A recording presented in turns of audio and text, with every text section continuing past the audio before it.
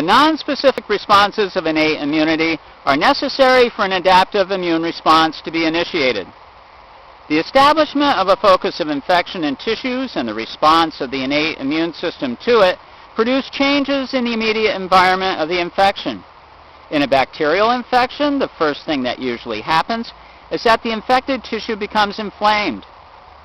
This is initially the result of the activation of the resident macrophages by bacterial components such as lipopolysaccharide, LPS, acting through toll-like receptors on the macrophage. The cytokines and chemokines secreted by the activated macrophages, especially the cytokine tumor necrosis factor alpha, TNF-alpha, induce numerous changes in the endothelial cells of nearby blood capillaries, a process known as endothelial cell activation. The cytokines cause the release of Weibel-Palade bodies from within the endothelial cells, which deliver E-selectin to the endothelial cell surface. Cytokines and chemokines also induce the synthesis and translation of RNA encoding E-selectin, which thus also appears on the endothelial cell surface. These two selectins cause leukocytes to adhere to and roll on the endothelial surface in large numbers. Among these will be the polymorphonuclear leukocytes, mainly neutrophils and monocytes. The cytokines also induce the production of the adhesion molecule VCAM1 on the endothelial cells, which binds to adhesion molecules on the leukocytes.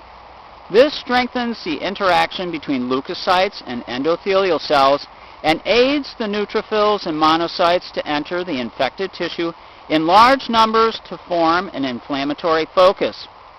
As monocytes mature into tissue macrophages and become activated in their turn, more and more inflammatory cells are attracted into the infected tissue, and the inflammatory response is maintained and reinforced.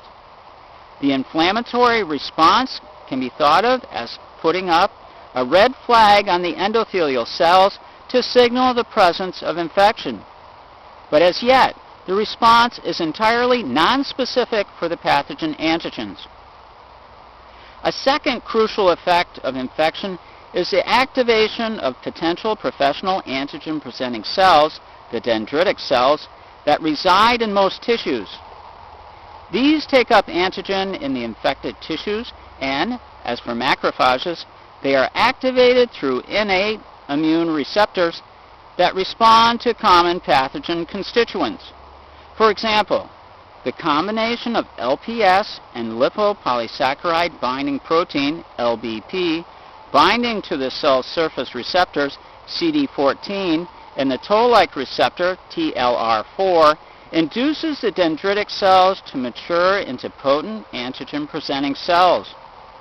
Activated dendritic cells increase their synthesis of MHC class II molecules and, most importantly, begin to express the co-stimulatory molecules CD80 and CD86 on their surface.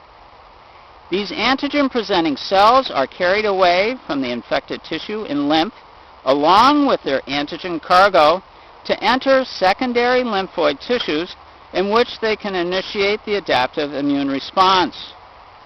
They arrive in large numbers at the draining lymph nodes or other nearby lymph tissue, attracted by the chemokines ELC, MIP3-beta, and SLC that are produced by lymph node stromal and high vascular endothelial cells. Once dendritic cells arrive in the lymphoid tissues, they appear to have reached their final destination. They eventually die in these tissues, but before this, their role is to activate antigen-specific naive T lymphocytes. Naive lymphocytes are continually passing through the lymph nodes, which they enter from the blood across the walls of high endothelial venules. Those naive T cells that are able to recognize antigen on the surface of dendritic cells are activated and both divide and mature into effector cells that re-enter the circulation. When there is a local infection, the changes induced by inflammation in the walls of nearby venules induce these effector T cells to leave the blood vessel and migrate to the site of infection. And that's the nonspecific responses of innate immunity are necessary for an adaptive immune response to be initiated.